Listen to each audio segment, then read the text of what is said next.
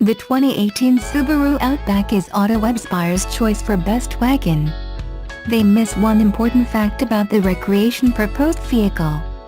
The 2018 Subaru Outback scores the Best Wagon Award in the second annual AutoWeb Buyer's Choice Awards. It's an award that doesn't express AutoWeb's opinion, but it's based on the opinion of the 120 million consumers who visited AutoWeb's network of automotive websites. Outback wins for the second year in a row, but they miss one important fact about the recreation proposed vehicle. Even though Outback is more of a crossover SUV vehicle, the 2018 Subaru Outback wins in the Best Wagon category. AutoWeb says, Outback hits the sweet spot for those who demand utility from their vehicle but still value a drive experience that feels connected to the road. AutoWeb praised Outback for its high-end features, improved connectivity, freshened styling, improved ride quality, smooth, quiet 6-cylinder power, 4-cylinder fuel economy, spacious interior, sterling safety record, all-wheel drive, and its multi-purpose utility. But they never mention an important off-road feature that sets the wagon apart from all other wagons, crossovers and SUVs. Since the 2015 model year, Outback comes standard with a feature called X Mode.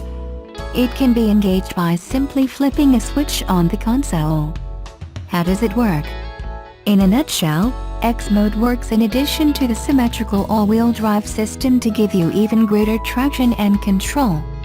Subaru X Mode is a software program engineered to get the Outback up and down extreme terrain. The system uses lower gear ratios to generate extra power at the wheels that have grip, directs power to slipping wheels, intervenes earlier during wheel slippage, and employs hill descent controls so you don't need to apply brakes and risk locking them up when headed down steep slopes. Subaru sells more Outbacks than any other vehicle in 3 states, Colorado, Oregon and Washington. This is where you'll find Outback owners taking the vehicle into the high country for weekend excursions to get away from civilization. X Mode is the one feature missed by AutoWeb that allows consumers with adventurous lifestyles to go deep into the backcountry. Subaru of America knows that around 30% of Outback owners will take their vehicle off pavement, and it's why the 2018 Outback is the only model in their lineup that comes standard with the Extreme feature.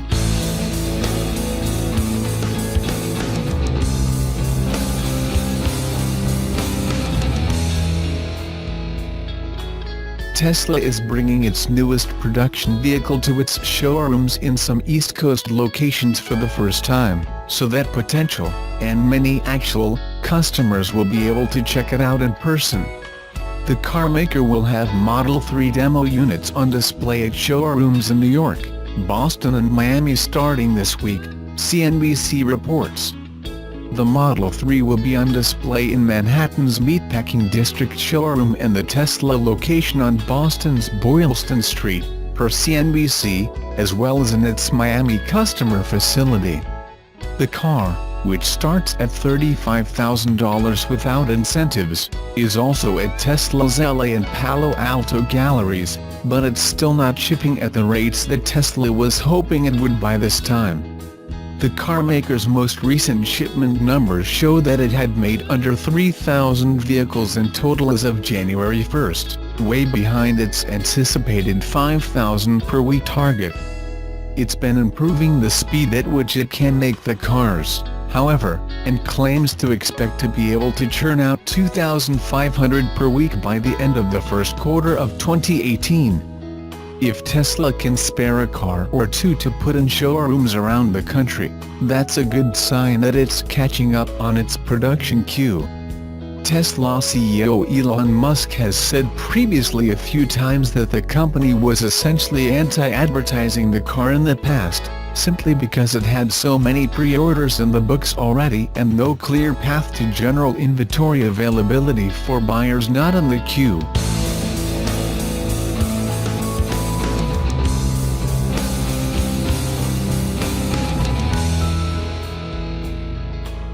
The Nissan Leaf is far and away the best-selling electric car in the UK, making up more than 40% of pure EV sales in 2017. Now there's a new one, and it represents a complete overhaul. with new styling, more range and some clever new technology. We headed to the international launch in Tenerife to get behind the wheel and see if the second-generation Leaf can continue its predecessor's sales dominance. Traditionally, price has been a stumbling block to EV uptake. With new technology requiring heavy investment from car makers, costs were recouped in the price of the car. However, that's starting to change, because the entry-level Visia model is £1,500 cheaper than its predecessor at £21,990, while the top-spec Tecna trim starts at £27,490. Couple that with the fact that running costs are much lower than in conventionally powdered vehicles, Nissan reckons about 85% less, and the financial side becomes very appealing.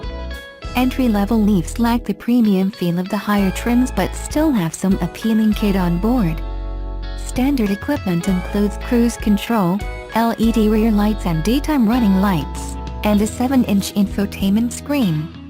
Take a step up to Ascenta to get a leather steering wheel, adaptive cruise control and Android Auto and Apple CarPlay, while in-Connecta models get 17-inch alloy wheels, privacy glass and a part leather interior.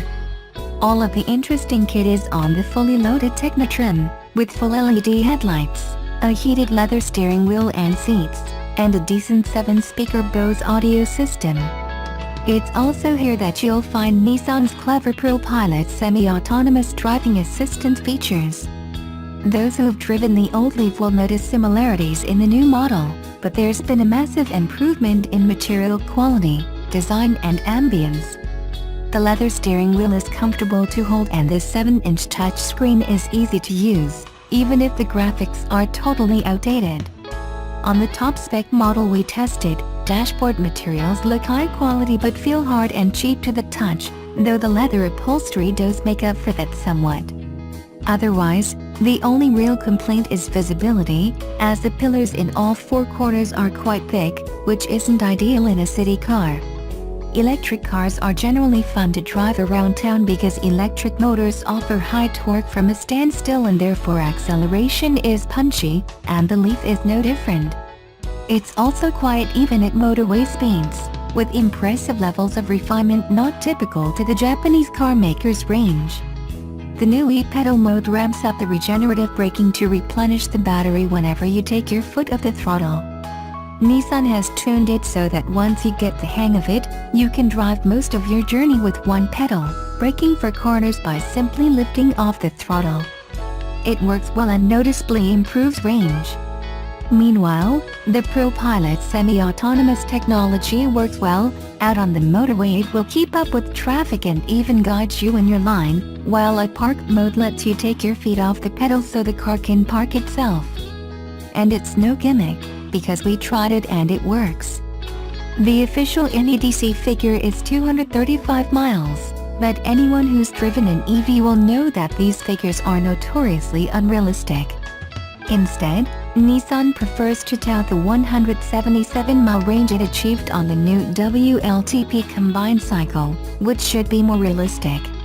Our test route involved driving up and down a mountain, so it was impossible to gauge how realistic that is, but with the aid of the e-pedal regenerating lost energy it's entirely plausible. That means the average motorist would only have to recharge their vehicle once a week. Nissan has already taken 12,000 orders in the 3 months since the new Leaf was revealed, with more than half of those from people who've previously owned a Leaf.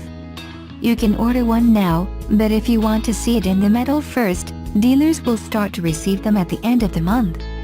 The Leaf officially launches on February 2nd, with the first deliveries to start shortly after.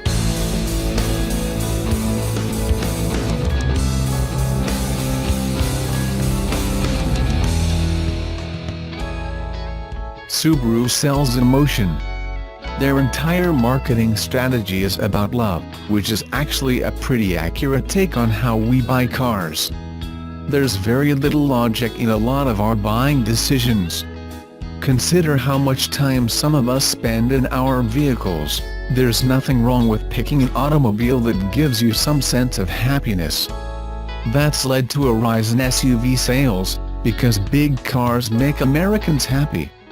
Seeing the market for SUV grow while not having one its own to sell, Subaru introduced the Crosstrek, a crossover that will appeal to buyers looking for an all-wheel drive in a big, but not too big, package.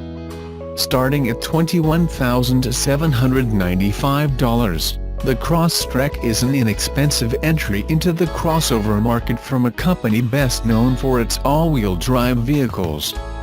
Throw in 8.7 inches of ground clearance, an upgraded infotainment system and up to 33 miles per gallon, and it's no surprise that the Crosstrek's sales have increased year over year since its introduction in 2014. If only the engine had a bit more get up and go from the engine. Behind the wheel, the Crosstrek smooths out road bumps and potholes splendidly for a car in its price range. While I was unable to find any appropriate off-road locations in the Bay Area that didn't require me to break a host of local laws, the streets in my San Francisco neighborhood are currently being ripped up by construction crews. These mangled avenues gave us a good indication that even when faced with asphalt drop-offs, ruts and speed bumps, the crossover delivers a comfortable ride.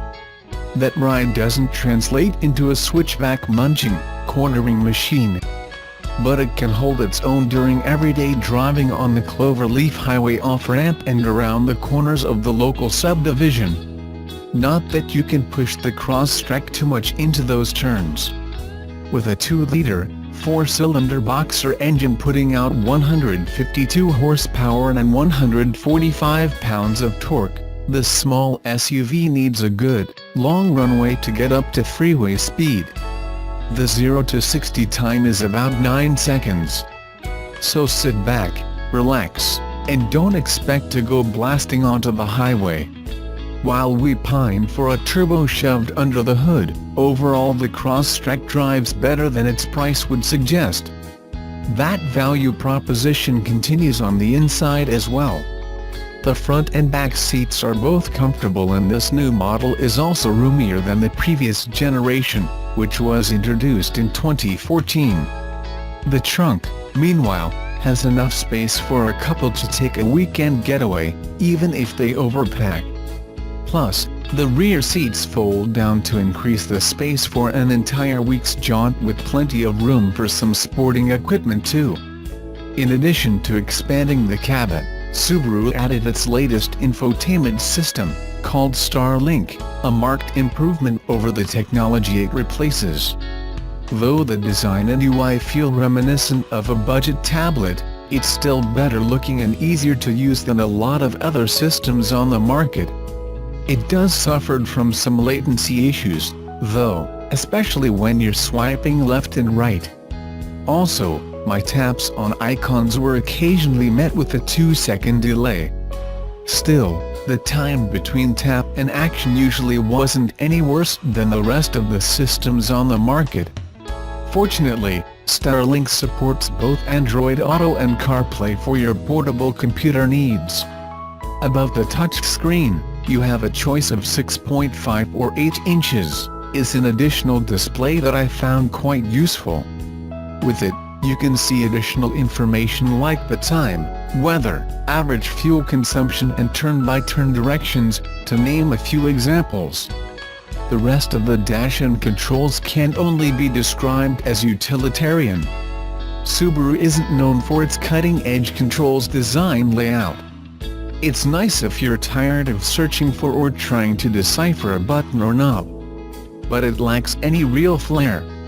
Instead, most of the design team's efforts seem to have gone into the exterior. Though this compact SUV has some striking lines and angles, it still doesn't come close to the aggressive corners and fins you'll find on something like the new Honda Civic. The design is softer, so as to appeal to a broader group of customers. During elevated seat drives we got a chance to check out Subaru's driver assistance package EyeSight. The adaptive cruise control did a fine job in both moving traffic and gridlock. But if you come to a stop and the car isn't moving again after a few seconds, the system will shut off. It does have an audible alert to tell you it's about to hand control back to the driver. Still, if you're stuck in non-stop stop-and-go traffic with multiple long pauses, this can get annoying. The lane assist feature, meanwhile, is more of a suggestion. It helps you stay in your lane while you're actively driving, but it's not really made to keep the car on track for long stretches like Tesla's autopilot feature. Instead, it just sort of nudges you if you're veering too close to the edge of your lane. Sadly, eyesight is not available on the base-level Crosstrek. That option starts at $1,400 for the mid-level premium trim and $2,100 for the high-end limited trim. Without the added safety feature, the Crosstrek, even with its lack of power, is a fun all-wheel drive value that has the potential to win the brand even more fans. Sure, the Subaru Forester has more cargo space and starts at only about $1,000 more, but it's a wagon and people seem to be in love with SUVs. It's that love that Subaru is counting on.